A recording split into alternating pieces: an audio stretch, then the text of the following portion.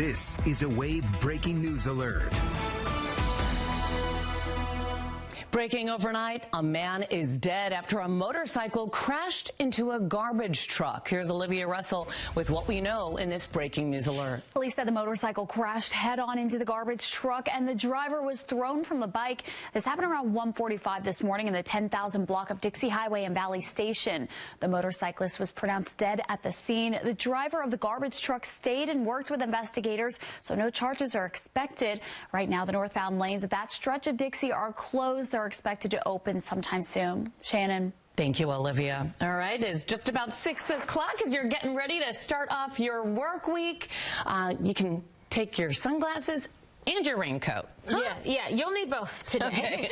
Today's definitely not a day for a jacket either, by the way, because you may be sweating a bit, especially with a high near 80 this afternoon. Wow. So we'll be keeping an eye on everything. So what we're dealing with right now, 60s across the area. Yeah, I knew it was in the 60s. I still wore my light jacket, though, just because inside the office is cold. But other than that, yeah, you may not need a jacket because we are certainly on the warm side to start off the day with some of these mid to upper level clouds drifting overhead. Once we get into later on this afternoon, this is when we're going to jump into those upper 70s and for some the low 80s for afternoon highs. Then we head into the second half of the afternoon and the evening hours. This is when we'll see some of these scattered showers and thunderstorms starting to pop across our area out ahead of a cold front. We're watching that 4 p.m. through 9 p.m. time frame for the best opportunity to see some of those stronger storms. And while that severe threat drops off after 9 p.m., we still have to watch for a couple of light spotty showers showing up into early tomorrow morning as that cold front itself finally swings through. We do have a marginal risk of severe weather out for most of our region, but for those of you along and to the east of 65, you have a slight risk of severe weather in place. Damaging winds and hail will be our main concerns, but for those of you closer to that 75 corridor, this is where we do have that chance for an isolated tornado that we're watching very closely as well. So a lot to watch for today before we see some much cooler weather showing up tomorrow. Shannon. Thank you. Thanks, Tawana.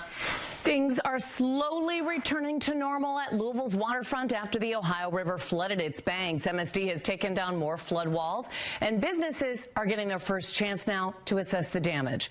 Josh Ninke is live in downtown Louisville this morning with more. Josh. Hey, Shannon. Yeah, I'm here at Joe's Crab Shack. You can look behind me and see lots of debris piled up in front of the restaurant here. I walked up to see how far up some of the damage goes, and there are sticks and mud essentially all the way up to those yellow stairs that you see up there, but not actually at the restaurant itself from what I can tell. This is a familiar scene to lots of businesses here around River Road. Many have been shut down just waiting for the flood waters to recede this entire time. The folks at River Road Barbecue got to see their business for the first time this weekend. They haven't been able to get to the building at all throughout this entire flooding here, and now they're trying to figure out what's next.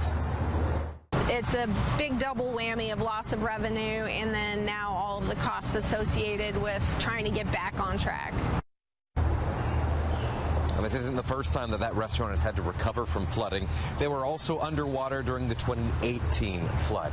Of course, a lot of cleanup still left to do, and we'll keep you updated as things continue to improve. Live here at the waterfront, Josh Ninke, Wave News.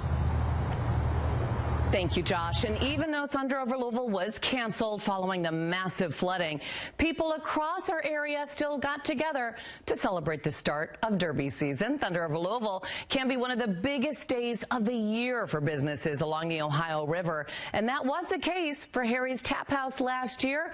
So a lot of workers were disappointed in the cancellation. The assistant general manager says they decided to still host their Thunder over Louisville event over the weekend. She says it was important to still find a way to celebrate Derby season. It's the light at the end of the tunnel for everybody, given the last few weeks with the flooding and all the bad weather. It's something for everybody to come together and get some joy, like I said, out of it. 10% of sales during the event will go to Apron Incorporated. That's a nonprofit that helps those in the restaurant community during times of crisis, including floods. And as we showed you last week, Frankfort was hit by some serious flooding stemming from the Kentucky River, and now community members are helping each other get their start to recovery. A supply distribution center was started in the downtown area, and they had everything from sponges and cleaners to vendors cooking hot meals, and volunteers came from all over to help. Flooding in western Kentucky has also been devastating, with towns being cut off due to the rising waters, not only with flooding directly from the Ohio River, but also the Green River that flows off of the Ohio. Davis County is a county that's been hit hard, and many side roads are blocked, forcing people to use boats. Deputies are patrolling by helicopter, too, looking for anyone who may be stranded at home. This is getting as big as I've ever seen personally and that I can remember. It just shows you that Mother Nature can do whatever, you know, and that there's no stopping it. You can only prepare for it. Another county experiencing massive flooding is McLean County, south of Davis. They had canceled school there until further notice because so many people don't have a way to get around the high water. Southern Indiana officials will be out taking a look at storm damage today. It comes after Governor Mike Braun declared a state of disaster for 18 counties. It came less than 24 hours after we reported on some in Indiana demanding action from their leaders in Indianapolis. Governor Braun announced it in a post on X Friday. The declaration allows for the Indiana Department of Homeland Security to provide financial assistance to the impacted communities for 30 days. Noticeably absent, though, was Floyd County, as well as 4 other counties along the Ohio River. But officials say it is normal for counties to be left out at first, and they can be added at a later time. So what they're looking for now is what expenses the county and the city has spent in managing the flood and keeping people safe. Officials with Floyd County EMA will be out assessing damage today, and they'll have a briefing tomorrow to discuss reimbursement for recovery efforts. Under the declaration, individual assistance won't be directly available to residents. Officials still tell people impacted to call 211 to report damage and to contact their insurance companies. Louisville police are trying to figure out what led to a deadly shooting late last night. Police were called about a shooting on West Chestnut Street near 20th Street around 8:30. Officers found a man who had been shot several times. First responders took him to the hospital where he later died. LMPD's homicide unit is working to find the person responsible. Anyone with information is asked to contact LMPD. The Caesars Casino in southern Indiana is giving an update on their operations after flooding, but the local union says there could be a strike as soon as they reopen their doors. In a post on social media, Caesars said as the Ohio River recedes, they're working to reopen to guests. They're still closed for now because of the flooding, but they say they plan to announce an official reopening date sometime soon. It could be short-lived, though, because the local union says workers will strike.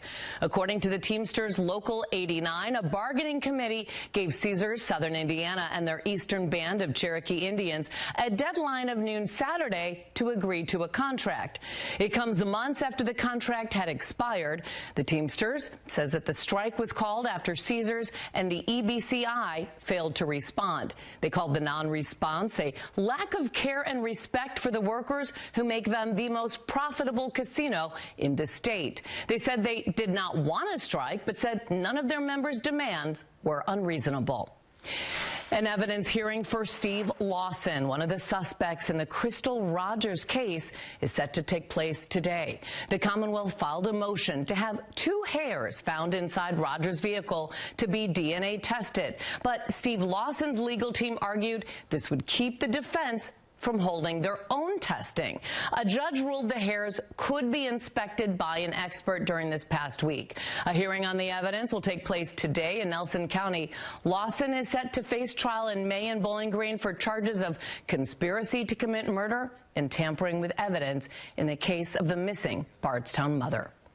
TARC is inviting community members to attend an informational session on their proposed 2025 draft plans. TARC has been working on plans to update their services to fit certain goals in the future. The meeting will include a presentation on the 3 proposed plans, followed by an open forum for questions, comments, and feedback. That meeting's at 6:30 tonight at ATU Local 1447. Details on the 3 proposed plans can be found on TARC's website. Here's Tawana taking a look at the next 12 hours. And as we head over the next 12, most of the day is actually going to be quiet. So for your ride in on the bus stop forecast, things are looking pretty good with temperatures in the 60s to start. For the ride home, this is when we'll see those temperatures in the upper 70s and the low 80s. And we'll be closely keeping an eye on that potential for some scattered strong to severe thunderstorms for the late afternoon and into this evening. So the rain gear will be handy, especially for any after school activities. Olivia? But right now, everything is dry, making for an easier morning commute. Things are starting to pick up just a little bit at I-265 at New Cut Road and then I-64 at Blankenbaker, but everything else looking pretty good right now. Just one traffic issue out there. That is on 65 northbound right there at I-264, and it looks like we still have that truck stop to change a tire right there at the split, so please be aware of that as you're trying to hop on to I-264 from 65 northbound. Shannon? Thanks, Olivia. Well, a big deadline in Indiana's legislative session has passed, the final day getting closer. What that means for lawmakers in the coming days. And some good news for music lovers across Wave Country. Find out the status of the biggest two music festivals in Louisville when we return. Now, Wave News. Music festival fans, some good news. Louisville's two big festivals will be keeping their place on the calendar for the next decade. Danny Wimmer Presents announced Bourbon and Beyond and Louder Than Live will stay for at least another 10 years here. Each festival brings in hundreds of artists for 4 jam-packed days of music.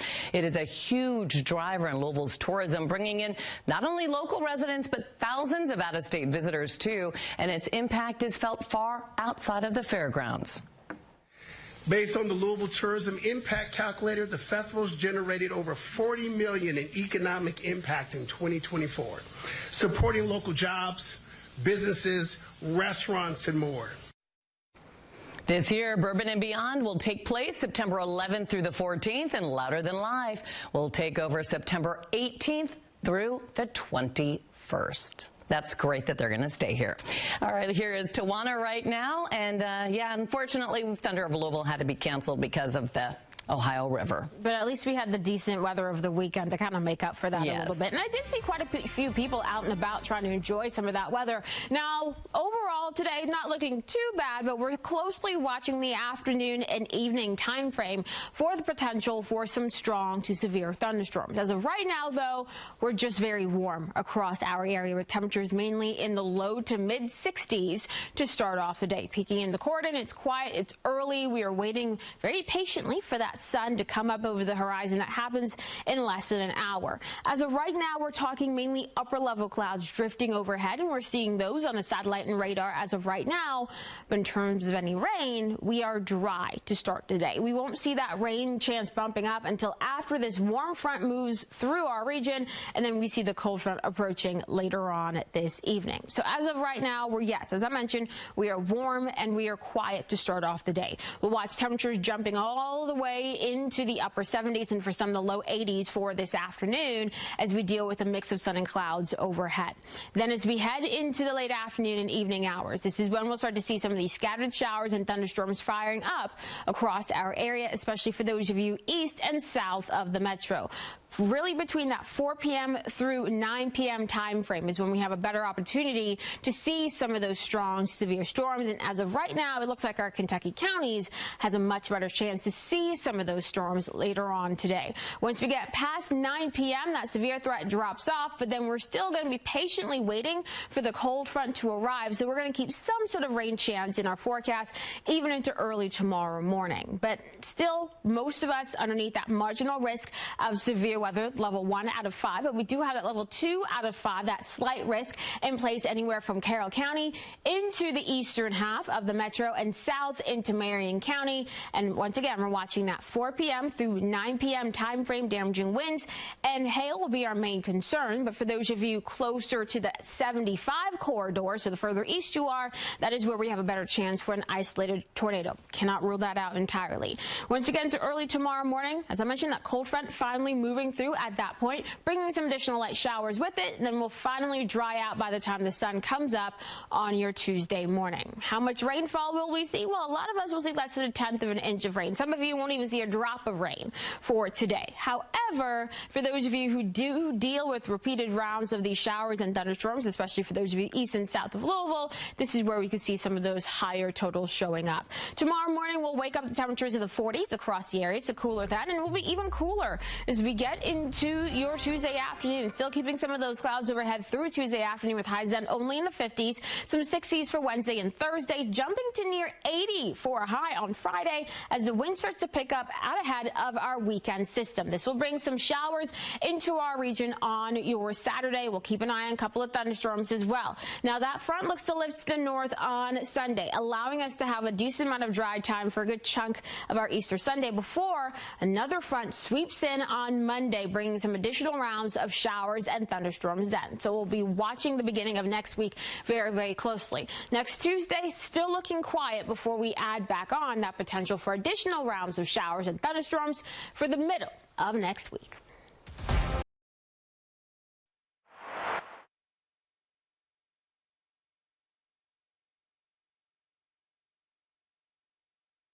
I'm so sorry about that. I turned my mic off.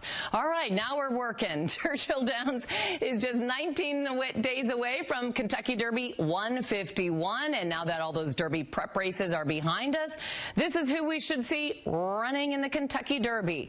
Burnham Square, Sandman, Journalism, Rodriguez, Tiz-tastic, Tappan Street, Sovereignty, Final Gambit, Coal Battle, Chunk of Gold. And then in the next 10, we have... let's move that slide. Citizen Bull, East Avenue, Publisher, American Promise, River Thames, Flying Mohawk, Grand, Lexer Cafe, Admire Daytona, and Madaket Road, just 19 days away. And there are lots of fun Derby Festival activities to come. The next one is tomorrow. It's Dare to Care Food Bank's Taste of Derby Festival. It's the 24th year for the Taste of Derby Festival event, which has signature dishes from more than 75 of Louisville's restaurants and beverage companies, and the proceeds benefit the Dare to Care Food Bank. And you can also look forward to the Taste of Derby Festival as the annual $1 million hole-in-one golf contest. Beginners, professionals can all take a swing at this, and if no one gets the million, they can still walk away with the $5,000. Preliminaries are held for 10 days. The hole-in-one is open daily, starting this Thursday. Well, there are not many sporting events quite like the Masters, with the prestige, the traditions, and all the pageantry, and the stage was set for history yesterday. Rory McIlroy looking to become the 6th golfer ever to complete the career Grand Slam that's winning all 4 major events. He won 3 of the majors in 2011, 2012, and 2014, but still waiting to get the Masters. He finally had his chances. He had a short putt on the final hole to win, but just like the past, he missed it. That caused a playoff hole with Justin Rose. When the opportunity came about again, though, he did it, winning his first green jacket. I've carried that burden since August 2014. It's been 11 years, it's nearly 11 years. I'm not just about winning my next major, but the career Grand Slam, you know, trying to join a group of 5 players to do it, you know, watching a lot of my peers get green jackets in the process. It was a heavy weight to carry, and, you know, thankfully now I don't have to carry it, and it frees me up, and, you know I'm coming back here every year, which is lovely. Awesome. The next major on the schedule now is the PGA Championship. That will be on May 15th. He said it was the highlight of his golfing career. Been trying to get that, and there he is. Look at that relief as he finally gets to put on that green jacket. Tawana. Yeah, I want to try one on. I feel like I would feel very expensive and accomplished in it. For those of you heading out today, maybe not needing a jacket, though, because we are starting off warm at temperatures in the 60s. Once you get into this afternoon, highs near 80 degrees as we watch some scattered showers and thunderstorms firing up across the region. Some of those could be strong to severe, so we're going to be watching that very closely. We'll dry out heading into tomorrow morning. Overall, tomorrow much cooler, highs only in the 50s. Then for your Wednesday and Thursday, mix of sun and clouds, highs in the 60s. Overall, beautiful days. The wind starts to pick up as temperatures ramp back up to near 80 on Friday. Saturday is when we'll see some showers and thunderstorms across the area. That Sunday rain chance that you see is mainly for the morning hours. By the afternoon, things are trending a lot drier. We add back in some of those showers and thunderstorms on Monday, by the way, with another cold front looking to move through then. Tuesday, quiet, and then here we go again. Some more of those showers and thunderstorms by next Wednesday. Thanks, Tawana. Secretary of State Marco Rubio announced the United States has deported what it says are 10 more members of international gangs to El Salvador. The suspected gang members arrived in El Salvador Saturday night. Rubio says the suspects were part of either MS-13 or the Venezuelan gang. Rubio praised the Salvadorian president for his cooperation with the Trump administration as he is set to meet with President Trump today at the White House. The Federal Aviation Administration announced the operator of the helicopter that fell into the Hudson River will stop all operations immediately. That crash killed 6 people, a family of 5 visiting from Spain, and the pilot on Thursday. The chopper was operated by New York Helicopter Tours, and now the company is shutting down completely. The president of the company said they are cooperating with authorities in the investigation into the crash. It comes hours after New York Senator Chuck Schumer called on federal authorities to revoke the company's permits and to ramp up safety inspections for other helicopter tour companies. One of the things we can do to honor those lives and try and save others is to make sure it doesn't happen again. And we have to know that we know there is one thing for sure about New York City's helicopter tour companies. They have a deadly track record. 11 people killed in the last few years. And it is usually the companies, not the pilots, that are openly manipulating FAA rules, cutting corners, and could well be putting profits over people. The FAA has also launched a review of the tour operator's license and safety record. Hundreds of people were at Waterfront Park this weekend. Details on how they were pitching in to help coming up. Now, Wave News Sunrise. Good Monday morning. Hope you had a wonderful weekend. You know what's nice today? You don't have to grab a jacket because you don't really need it. Let's go out to the weather garden right now. Meteorologist Tawana Andrew is there this morning. Oh, those tulips look so pretty. They are gorgeous. The birds are out here singing this morning. So definitely a gorgeous start to the day, that is for sure. As you are heading out, something we're going to keep an eye on, of course, those warm temperatures that Shannon mentioned, sitting in the 60s across the region in most locations to start off the day. Also, the radar quiet this morning, just dealing with some mid to upper level clouds overhead, and that is it. Temperatures will climb to near 80 degrees for a high this afternoon before we start to see some of these scattered showers and thunderstorms firing up across the area, and some of those could be on the stronger side. So as of right now, things are quiet as we're keeping an eye on the waterfront in the Ohio receding, but you can grab the rain gear and of course the sunglasses, because yes, this morning we'll see quite a bit of sunshine, going to climb all the way to that 80-degree mark, and then we'll have to watch for that rain later on today, especially for those of you east and south of Louisville. This is where we have a better chance to see some of these scattered showers and thunderstorms, and some of those could be strong to severe with damaging winds, and hail is our main concern. But for those of you close to the east, so closer to the 75 corridor, this is where an isolated tornado threat does start to come into play. But that's not a widespread concern across the region for today at all. Watching that 4 p.m. to 9 p.m. time frame for that potential for some strong to severe storms. And we're keeping an eye on the roads this morning. Olivia is keeping an eye on those, and what are you seeing right now? No, we do have a traffic alert right now, Tawana. This is on 71 northbound, just north of I-264, where it looks like we have a crash blocking the right-hand lane. Cars able to get by slowly on the left-hand lane, but this is already creating a pretty significant backup there. As you can see, that stretch of red right now. So that's really the only issue we have. Other than that, we do still have this car that's pulled over on the side of I-65 northbound. Looks like that driver still trying to change the tire there on his pickup right there at the split between I-65 and I-264. So keep an eye out for that so he can get that put on safely and be on his way this morning. Shannon.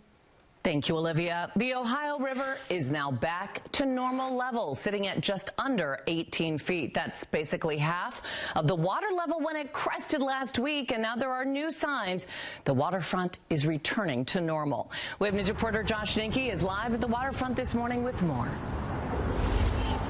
Hey, Shannon, yeah, flood walls are down, and you can actually access River Road, which is a big change from where we were just last week. I'm here at Joe's Crab Shack. You can see they've had some machinery come here to be able to push some of the debris up so that it can be easily collected. Mud caking this entire area, and this isn't anything unusual for a lot of this area. Crews can finally access River Road, but there is a lot to clean up. Some apartments are still waiting for power to come back. Restaurants like River Road Barbecue still completely covered with mud. The owners just got to see the damage for the first time over the weekend, and they've already had to make some big purchases just to try and get back open again. We got a generator, we have a dehumidifier running and some fans. We've been squeegeeing out the floors. There's been inches of mud. There's no timeline yet for just how long it'll take before that restaurant can open back up. They plan to start over all the way down to the studs, so a lot left to clean up there and essentially along the entire waterfront here. We'll keep you posted as things continue to improve. Live here at the waterfront, Josh Ninke, Wave News. Thank you, Josh. Over the weekend, MSD took other flood pump stations out of service. The 8th and 11th Street flood wall closures went down Friday. The Riverport floodway was reopened Saturday. The Ohio River crested in Louisville the morning of April 9th, about 37 feet on the upper gauge and about 68 feet on the lower gauge. And hundreds of people were at Waterfront Park Saturday, not for Thunder Over Louisville, but to help clean up all this debris and trash from all of the flooding.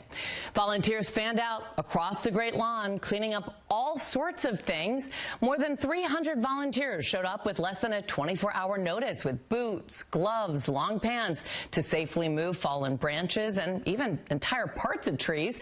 But it wasn't just to make the park pretty again. It was also to make sure all the trash and debris does not end up back in the Ohio River.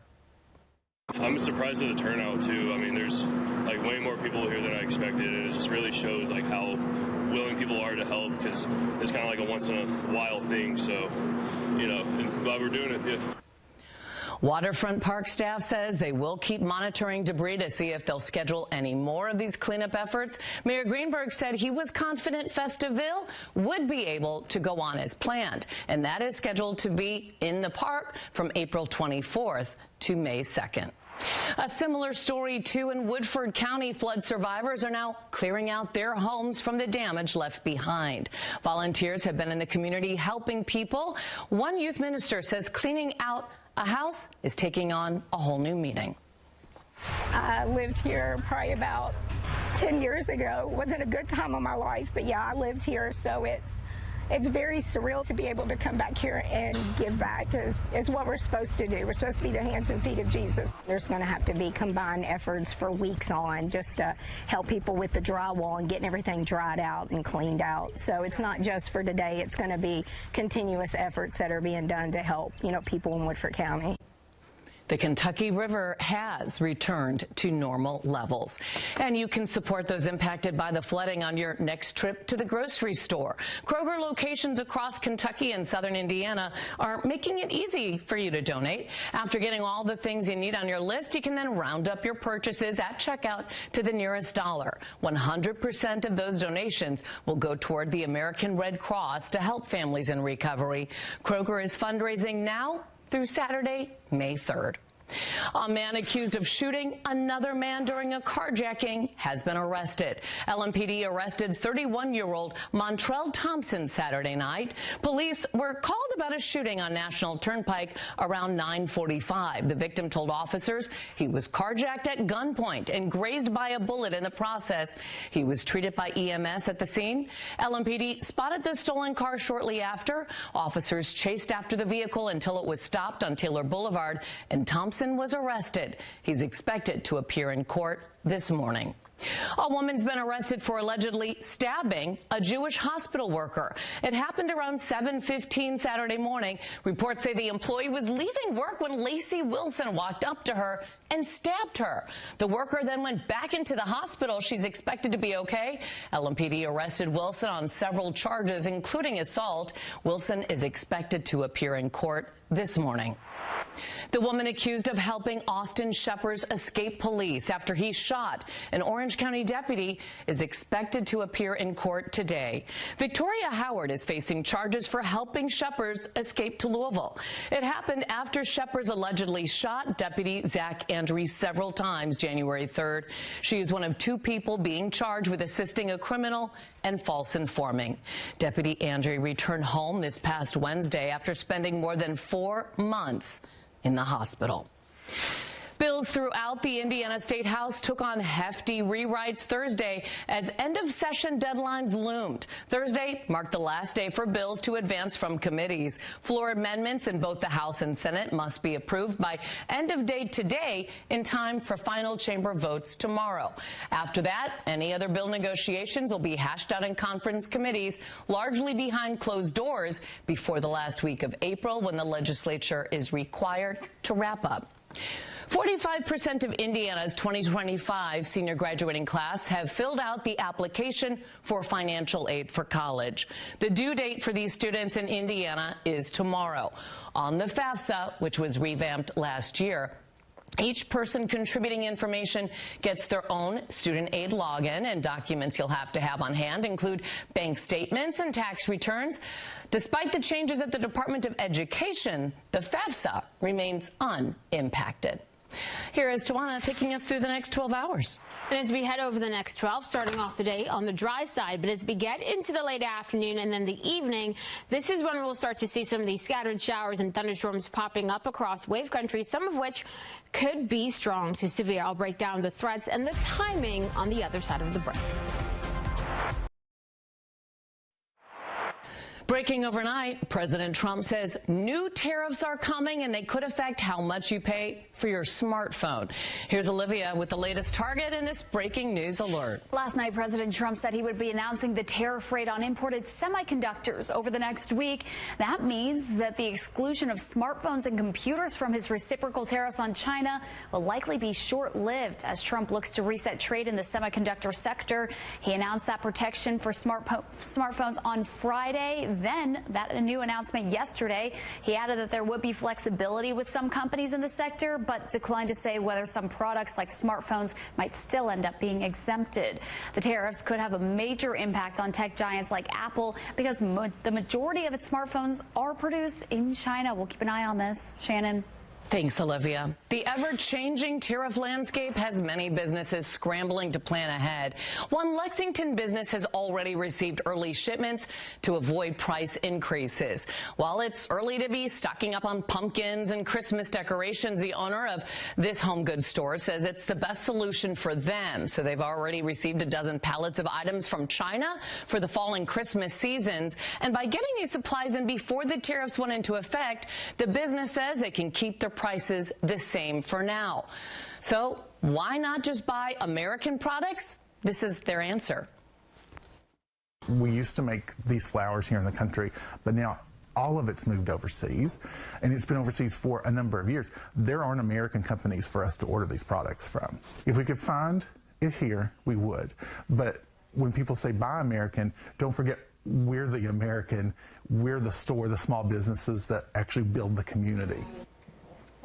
Most imports from China are subject to a 145% tariff right now.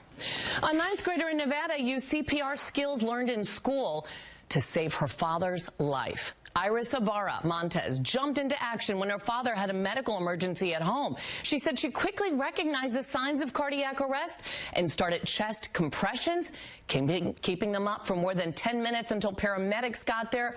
First responders credited her work for stabilizing her father's condition, and he should make a full recovery. American Heart Association is hoping that every single household will have at least one person in that house who knows how to do CPR. Yeah, for adults and for children as well. Don't forget those babies too. So maybe we can all get trained. Yes. And that would be absolutely amazing. Love to see what she did there. Yeah. Absolutely. For those of you heading out today, it's going to be warm before we have to deal with more storms coming our way. But it's not a widespread issue. I'll explain in just 30 seconds.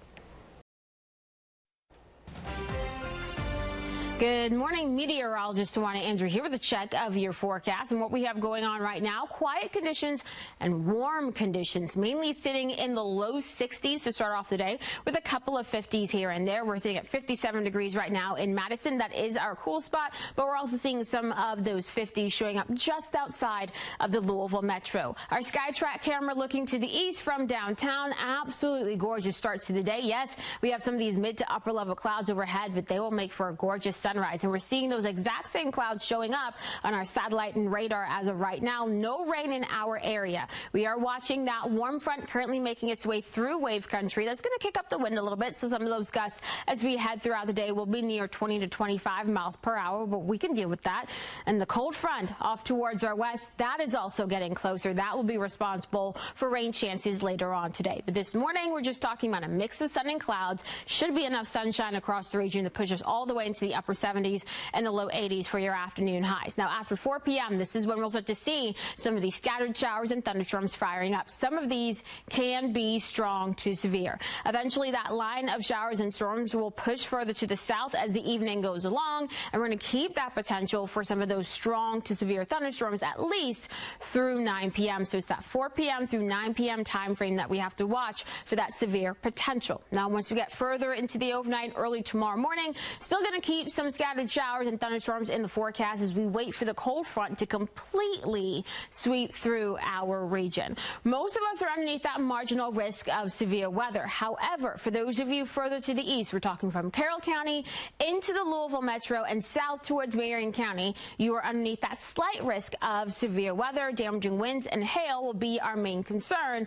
But as you get further and further to the east, especially for those of you closer to the 75 corridor, this is where we have a better chance for an isolated tornado or two, but overall that threat is a little bit lower across our area. It's really the damaging wind and the hail that we have to watch out for. Now, once we get into the overnight, I mentioned that rain still lingering in some spots, and we're going to be watching that for later on tonight into early tomorrow morning. That cold front looks to sweep through by the time the sun comes up tomorrow, so at that point we should be much drier and waking up to temperatures in the 40s. Overall, for a lot of us, we're talking about less than a tenth of an inch of rainfall. Of course, for those of you who see repeated rounds of rain, your total is going to be a little bit higher. Cooler tomorrow with highs mainly in the 50s. We'll warm up for the end of the week and into the weekend as we watch our next system arriving. This is going to bring some additional showers and thunderstorms for your Saturday. And once we get into Sunday, right now the trends show that that front lifts to the north and we'll get a decent amount of dry time and even some sunshine on Sunday before the front itself moves through Monday, bringing additional rounds of showers and thunderstorms. Then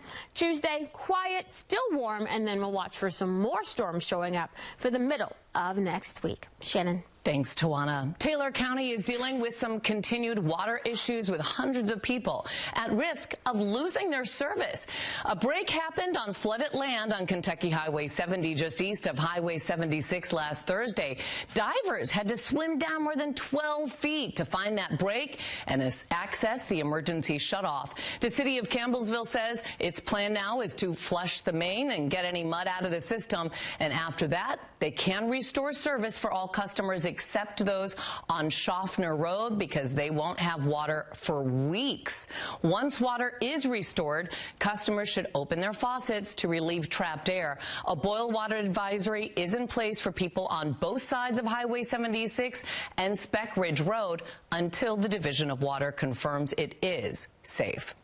DoorDash has resources for restaurants that were affected by the floodwaters. They're encouraging owners to apply for their Restaurant Disaster Relief Fund, and if approved, businesses could get up to $10,000 in grants to cover rent, repair damage, replace stock, or cover payroll.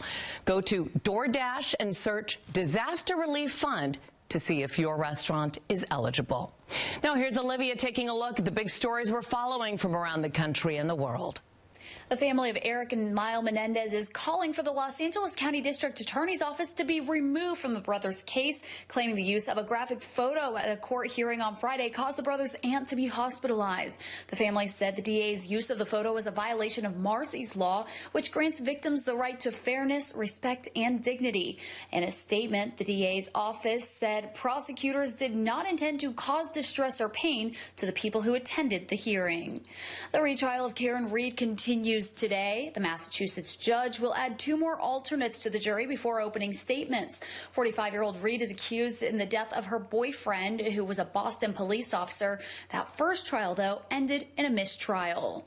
And Blue Origin is launching a historic human space flight with all women on board. The 6 women going up includes journalist Gayle King, music artist Katy Perry, and Jeff Bezos' fiancée, Lauren Sanchez. There will be no pilots on board. It's a fully autonomous 11-minute journey above the internationally recognized boundary of space, so the crew will experience weightlessness and witness views of Earth through their windows. Those are some of your top headlines. Shannon will have more local news coming up in your Wake Up Watch List. Here are the top stories we're following in today's Wake Up Watch List. A man is dead after a motorcycle crashed into a garbage truck overnight. It happened on Dixie Highway just before 2 this morning. Police said the motorcycle crashed head-on into the garbage truck and the driver was thrown from the bike and died. The driver of the garbage truck stayed at the scene. No charges are expected.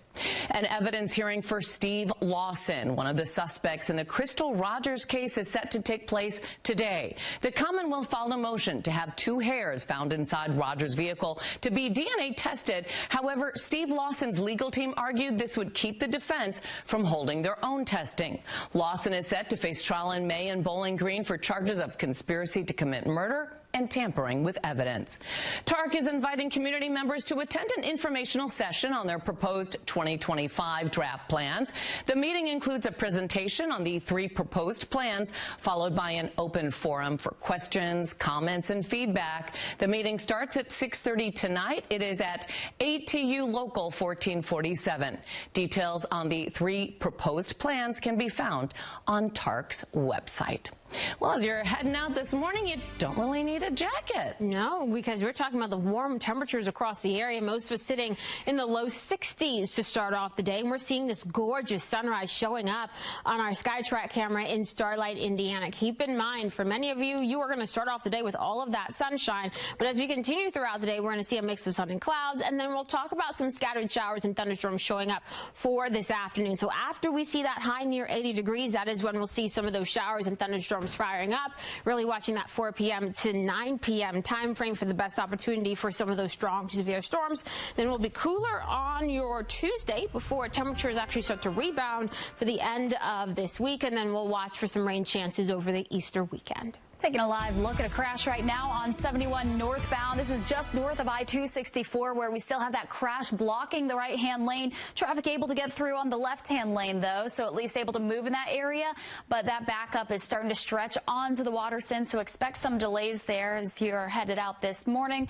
The rest of the metro looking nice and dark and quiet. Actually, well, sun's starting to come up, so everything's looking good there. No idea what's going on I-264 at River Park Place, but hey, I can tell you, it's good. Yeah. So something tells me it's still zoomed in too much right now. That could be. Yeah, they need to fix that. Yeah. Hopefully you'll get home this week. I know, flooded out of my apartment. It'll be okay, though, as long as everything inside is safe. Yes, yes. All right. Thanks so much for waking up with us. The Today Show is up next. Hope you have a great week. Get live streaming news, 24-hour weather, investigations, podcasts, and more, all for free with Wave Now.